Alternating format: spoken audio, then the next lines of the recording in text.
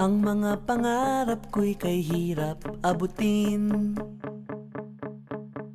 Dahil sa inyo, napunta ako sa aking nais marating. Nais ko kayong pasalamatan kahit man lamang sa isang awitin.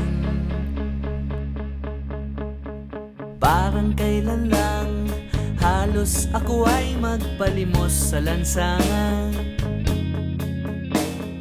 Dahil sa inyo, ang aking tiyan at ang bulsa'y nagkalaman.